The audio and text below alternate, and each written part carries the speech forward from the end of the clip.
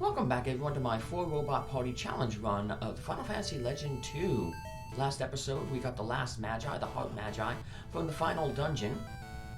And now we gotta go try to find Apollo before he uses his incomplete set of magi. Apollo has 77 magi, which is the amount of magi that the Guardians basically said existed. But they lied about that number. There were really 78, and they said they used that line basically to try to protect magi, but I guess it kind of backfired on them, because as soon as Apollo got the 77th magi, he was like, oh, I got all the magi now I can go and use them and become a true god.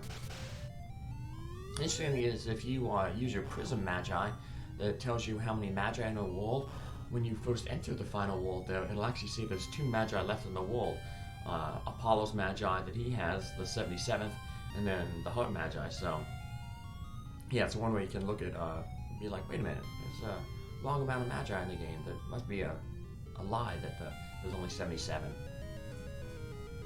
Funny that Apollo didn't just double check and use the prism magi himself before he decided to use all the magi.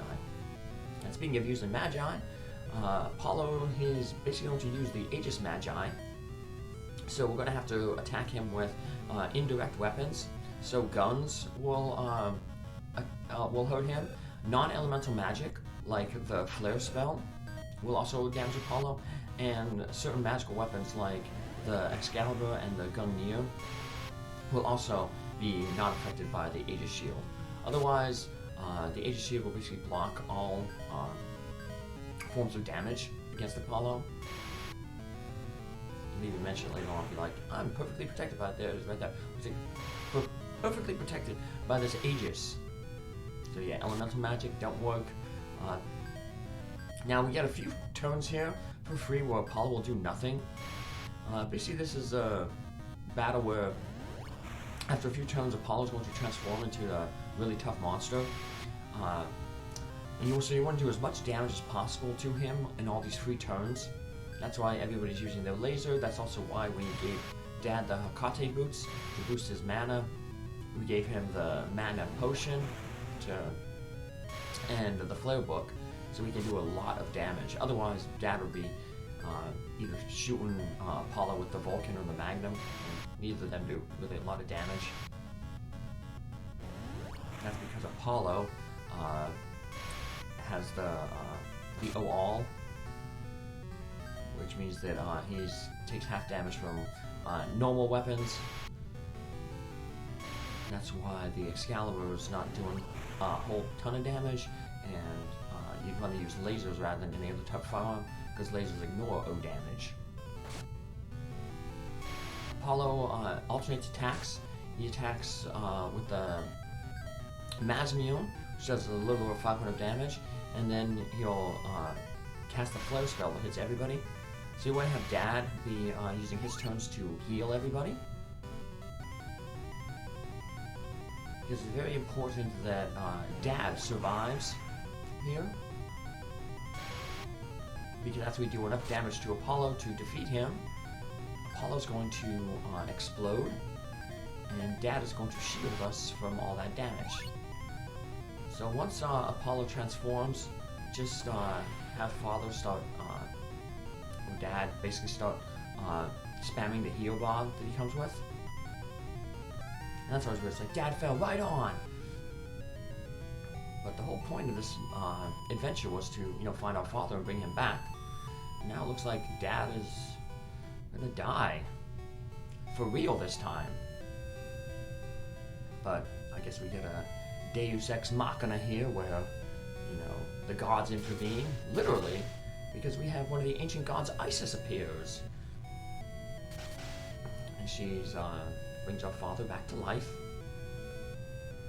She decides to join our party, because using the magi, the incomplete set of magi, basically caused the world to start rumbling, start shaking, and the security system that's in place to, I guess, reset the world when the magi is used. It's going crazy, and we need to stop it. In order to stop it, we have to head to the center of the world where the security system is. And this is where all these monsters here from now on are unrunnable. The only, well, I can't say all the monsters. The only monster that's runnable is that Honeywa monster, and that isn't encountered until the final floor. We have quite a few floors where we just like kind of slide down these steps. Anything encountered on this area, like I said, is unrunnable. This is where it's good that we have 3 robots that can multi-target and take out a large group. So like one with the samurai bow, another one with the samurai bow, and we have a third, we have PLNK with the Excalibur.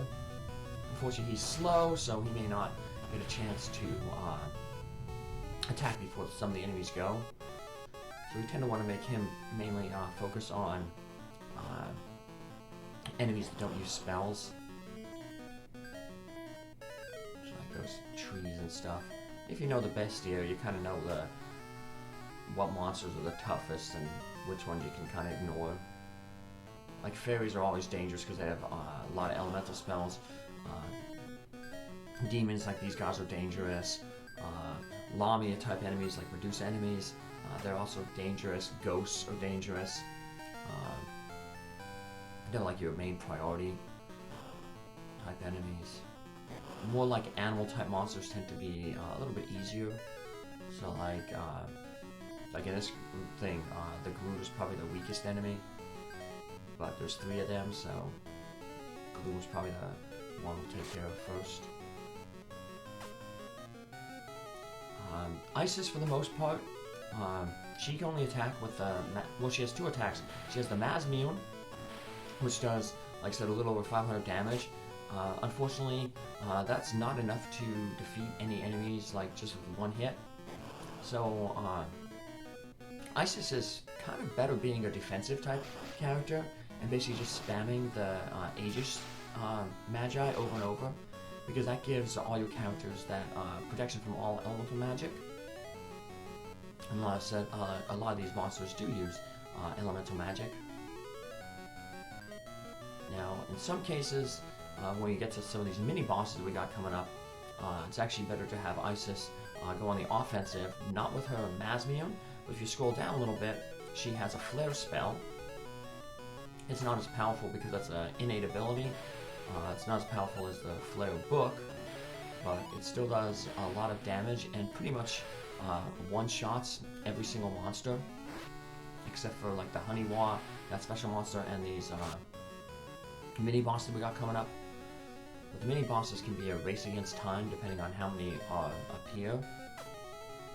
So you want to take them out as quick as possible. We also defeated Odin a few episodes ago. Actually, last episode. And so that means that, you know, if we die in a battle, we can't revive. So it might be a good idea to make a lot of saves as you're going down this area. If you're not worried about money or building up stats or anything like that, you can just basically have Isis spam flare. She uses it 5 times, and then give her an elixir or use a tent to refresh those 5 uses, and then just keep going, keep repeating the process until you basically get to the last boss. That's why on my last shopping trip, I basically just spent all my money on tents. Well, I didn't spend all my money, but the only thing I really bought was tents. I didn't need to max out my inventory with tents because I knew I wouldn't need all of them, but it's good to have, you know, probably about 10, just to be safe. If things get a little too tough, or you, let's say you run out of tents because you are grinding for stats,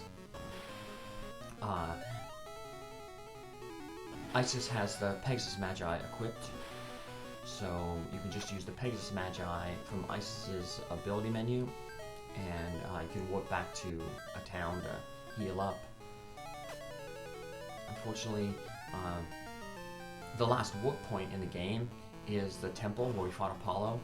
So if you get all the way to the end, to you know, the final boss area, and then you have to retreat, you'll have to go through this whole area again when you're sliding down these steps. At least the good thing is the mini bosses don't respawn. I guess that's good because you don't have to fight them over again. I guess it's bad though if like you have a 4-monster party, because these mini bosses are the only way you can get a level 10 monster in your party, which is the strongest monsters in the game. So these are level, the monster we're fighting as we go down are level 9 monsters. And that's the highest level monster that you can get just by eating regular monster meat. Like I said, we have these 2 mini bosses that are level 10 monsters, so that way we can get 2 level 10 monsters in our party. They're so strong you actually never encounter any of them in the game as regular enemies. So like I said, if you're able to get those, if those things respawn, then I guess you can get your bunch of level 10 monsters, but you don't, so you're stuck with just 2. Now that dragon glitch that I mentioned several episodes ago, that's one way you can get at least, like I said, 3 level 10 monsters, because you need to have at least 1 mutant in your party to get the teleport ability from Donatus. But then you can have the other 3 monsters, and basically when you're in that dragon race, you use the teleport spell on the dragon race, and you get to you know, go to another town, but you're still riding the dragon. And the dragon, I guess they didn't properly code like barriers, so the dragon can fly around like in outer space here basically, and basically come to this area and let you fight those monsters, those mini bosses, and get extra meat from them, because I guess the game doesn't the checkpoint that basically would normally load the monsters into the game's memory. I guess that would be part of defeating Apollo. Isn't loaded because you didn't get all the magi. So yeah, it's a way to, I guess, work around the code of the game and cheat a little bit. Having a third 10th level monster probably isn't going to help you all that much.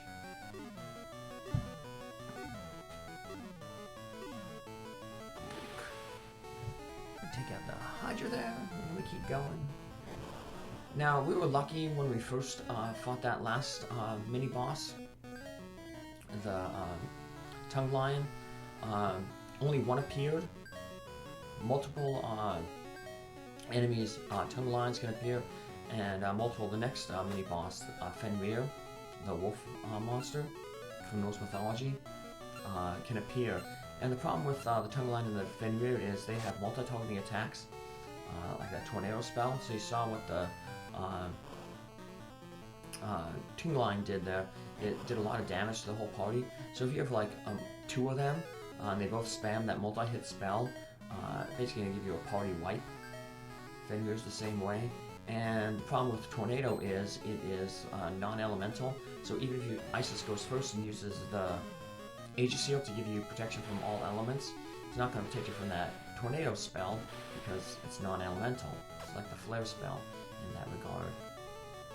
That Honeywell contingency hack that I talked about that I'll eventually do a playthrough of, I'll actually show a little bit off it in the next episode, the bonus, or the final episode. Basically it's not really a bonus because you got the final boss in it. Spoiler. They have they give your mutants more non-elemental magic attacks to help against bosses, because I guess that's one of the bigger problems with some of the bosses in this game. Your mutant, especially for like bosses like Venus, Ashura, you're not going to have any non-elemental spells to attack them with at the time, and those because their bosses will have elemental protection. So your mutant's kind of useless in those battles, at least in terms of doing damage, unless you've like been developing them like with agility weapons or strength weapons, or agility weapons, or you know, like you have them with a gun or something. I was going to say strength weapons, but that's in the base game here. Mutants, there's a bug in the code that prevents mutants from gaining strength. The same similar bug exists that prevents humans from gaining defense. those bugs are fixed though in the hack, the Honeywash contingency hack. So the mutants can gain strength, but the growth rate is abysmal, and same for humans. The humans have an abysmal defensive growth. You can grow defense by using shields in battle, or especially some weapons like the defense sword that acts as a shield in battle, so you can actually build your defense using that. A bunch of interesting drops here. So the main drop you'd really like to get would be the Honeywad. Fight them and have one of them drop the 7 sword, which is like the ultimate weapon in the game. But some of these other monsters have some good drops. Like those intercepts over there, they can drop a Selfix, which is that item that MSE 6 has equipped that allows him to recover 10% of his max hit points between rounds of battle. So fighting them is the only way to get more of them. The black belts, the karate men, you can defeat them and they can sometimes drop one drop to punch them, which is useless, but they can drop the karate skill. It's another way to boost up your agility. If we got lucky and got more karate, we could give them to either IG-88 or Forearm to just boost their agility up a little bit more. And the paladin enemies can drop sun swords, but we ain't gonna spend time farming anything because our robots are tough enough. Or are they? Find out in the next episode when we take on the final boss, the Arsenal. Take care. See you then. Bye.